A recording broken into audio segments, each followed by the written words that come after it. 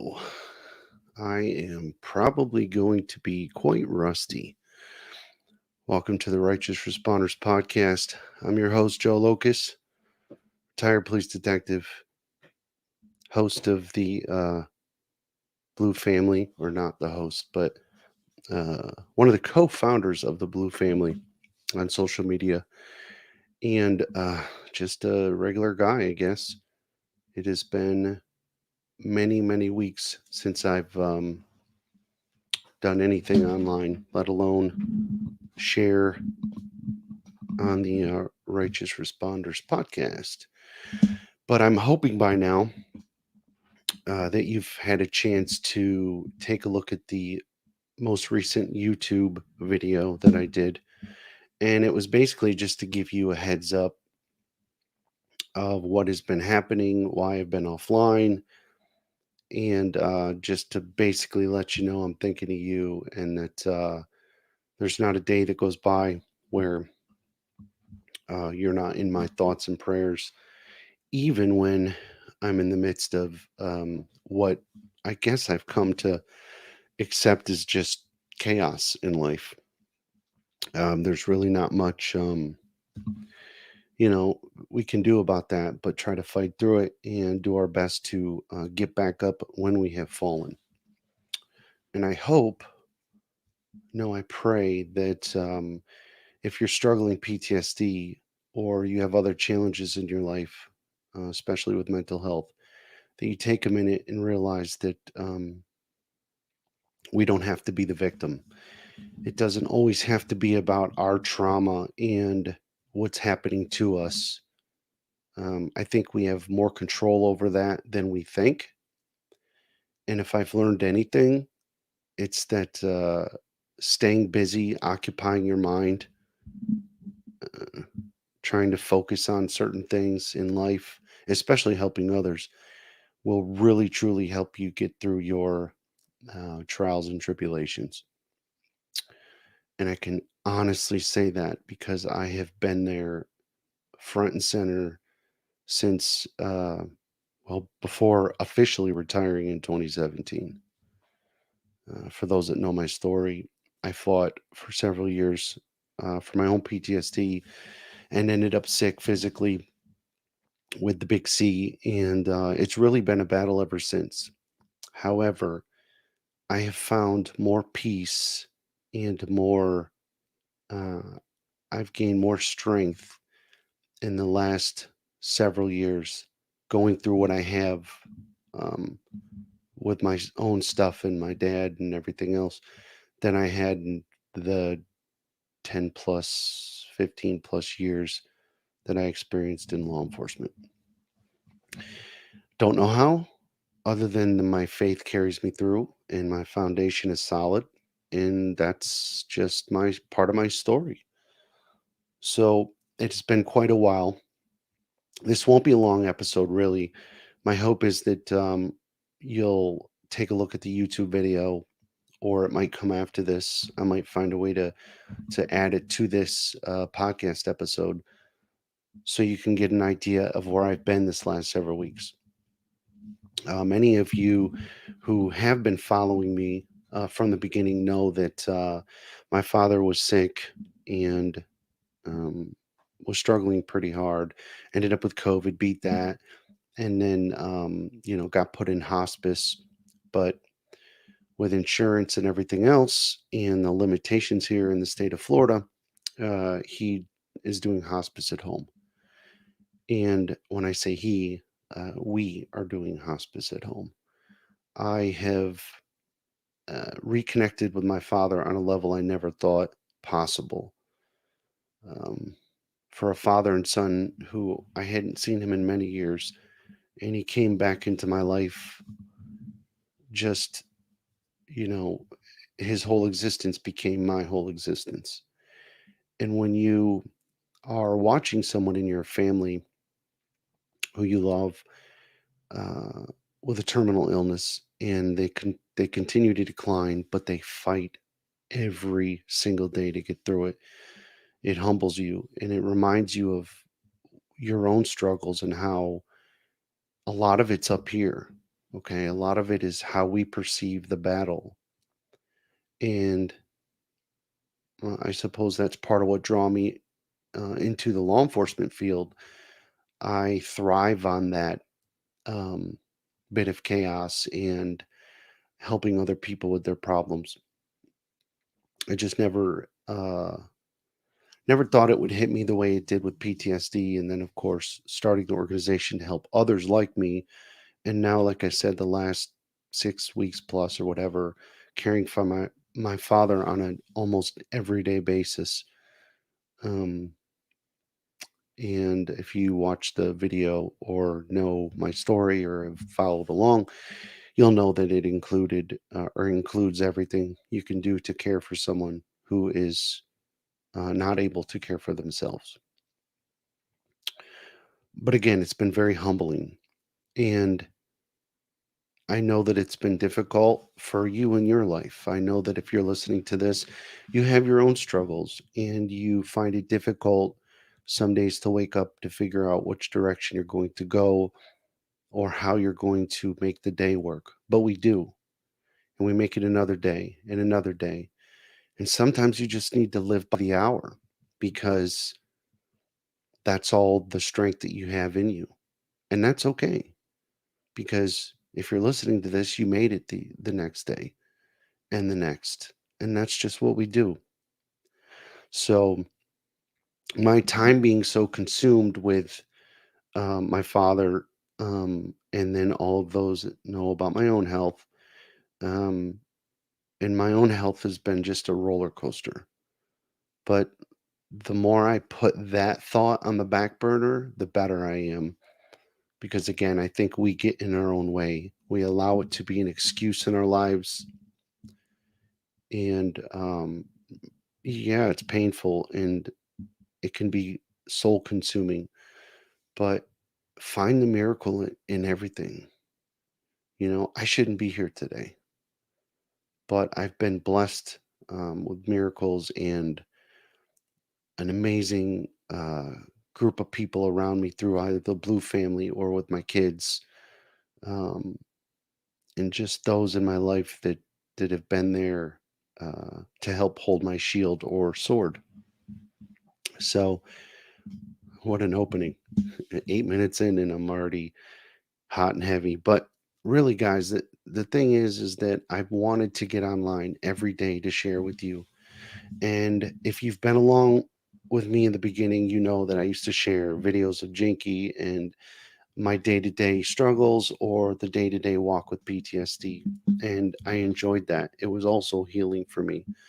But there comes a time where I have to pace myself and break up the time that I have. It's easy to um, get online every single day, and it's definitely important for the business aspect or the nonprofit aspect because the more I'm sharing the organization, the more the word's getting out there to help grow it. But because I've put the organization in a place of it's not about me, it's not about growing a business per se, because there is no monetary um, take or it's not to build this business for my future. It's to help those brave men and women uh, who chose or choose to serve our communities in times of just extreme peril and do it every single day, year after year, um, decades, and most of us do. We put our own struggles on the back burner. So I may have just said that, well, I have to put my own health stuff on the back burner. It's not that I'm not dealing with it. It's just that if I personally keep my focus on helping others vis-a-vis the organization or my father with the hospice or the kids or whatever it is, I personally battle better that way. I'm built that way. That's why I put on that uniform and originally swore that oath to office. And again, did it always go great and with no issues or trauma? No, it caused a lot of trauma. Probably some of the hardest part is dealing with even till today, at night, you have more of your PTSD issues. And each time I help a first responder who's struggling, I take a little piece of their uh, issues with me. And that's okay though, because again, that's how I'm built. So, what have I learned really? What can we learn from all this? I've always made it a point again to say that, excuse me, we can't quit. We take all this pain and anguish and difficulties and we focus it on helping someone else. And slowly but surely, you build yourself up to a point. Yes, your stuff gets put on hold at times, but um, for those of us who are first responders or law enforcement, we that's our fuel. So whatever you do, just make sure you're taking the time to care for yourself, getting your mental health in order. And God knows if you are an active duty law enforcement officer and have been in the last few years, you'll you'll find it increasingly not dangerous because that's just the gimme, but um, almost impossible to do your job without ridicule, political BS, or drama that you didn't personally cause. So all this is complicated, and that's what life is. It's a bunch of complications, and we look for the miracles in between the line. And you as the Blue family are part of my miracle. If I hadn't come online and shared and had the news get involved and all that, I wouldn't be here today sharing this because the miracles wouldn't have happened for me. But it all starts with opening up your own door and letting it in, processing it, and doing what you can to work through it. So I think it's important I remind you that First Responders PTSD Connection is still active and moving forward.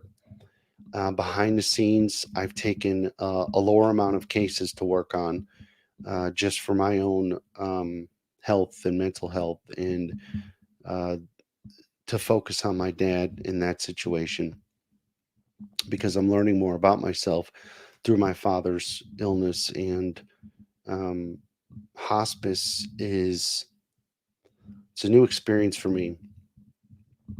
I know there's many of you that understand this because you've probably dealt with it with siblings or parents, but and it doesn't matter how old you are. I may be younger for dealing with this, but I ended up with cancer in my late 30s, so whatever. So um it's just a different road, and the more I've been into it and dealing with hospice, the nurses, the system, the way it's set up here, the medications, I'm learning everything. I've always been a first responder, so I've always been good with, blood pressure and all that stuff, checking pupils and just basics of emergency medicine, but basics, not this detailed stuff of what happens with edema and blood clots and, you know, diapers and all that stuff. But this is not a pity thing or um, a woes me on any level because my father is fighting so hard to keep the bit of sanity and strength that he has that, we've had some incredible conversations as of late. And every day is like the nurse is like, you call in a hospice nurse, they come out if they need a medicine adjustment or something, and they're like, I just don't understand. They gave him hours to weeks 2 months ago. I mean, so we're technically on the right, where we're on a timeline, but you know, he was officially bedridden and was going to be morphine, and that was going to be that. And today he's sitting in his chair and he was hungry and he wanted a Culver's cheeseburger. And, it's just amazing.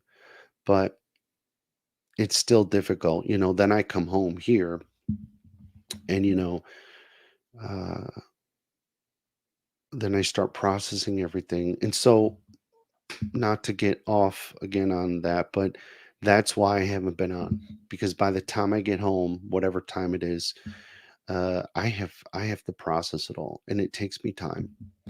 And that's if there's no officers or anybody reaching out for assistance. And um, I had one today, oddly enough. And today's the by the way, if you're watching this, you're probably not watching it live, but today's the 22nd of June, and oddly enough, tomorrow's my birthday. And I'm like, okay, it's just another day. And my mom and kids and stuff were setting up. We're gonna have a little birthday get together at my mom's house. Well, my dad's at my brother's at Jared's, so we've decided, of course, to have it there. And so this is going to be an interesting day tomorrow. Excuse me. Uh, yeah, it's going to be an interesting day. You know, I asked God to give my father the ability to get through Father's Day and make it to my birthday. And now I'm like, God, can you make it through the 23rd of July? Because that's my father's birthday. And I'd love to celebrate that with him. He'll be turning 70. So, and tomorrow I turn 45. So, yeah. Oh, man. I know some of you are like, 45, that's just a baby. Yeah. And I feel 80 in some ways.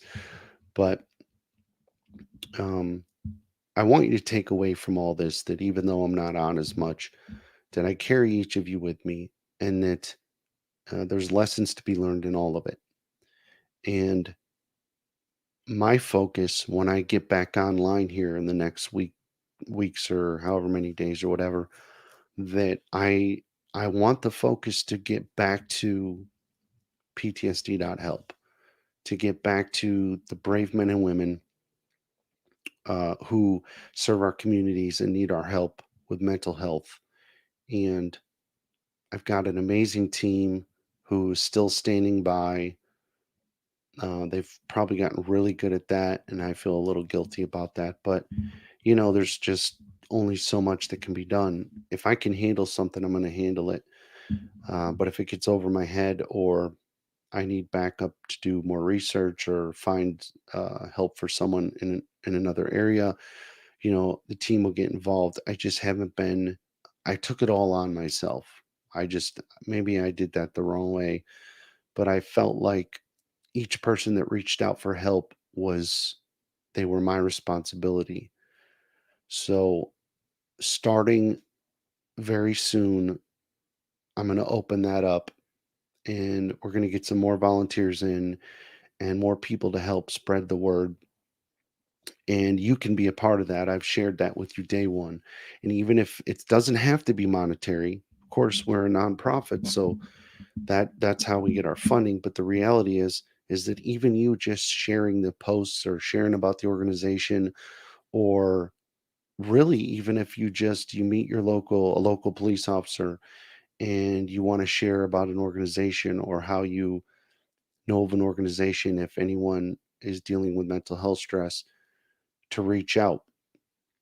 And I've always said it doesn't have to be through us, it can be wherever. It can just, as long as they're getting help or asking for help, that's the most important thing. So that will be the priority.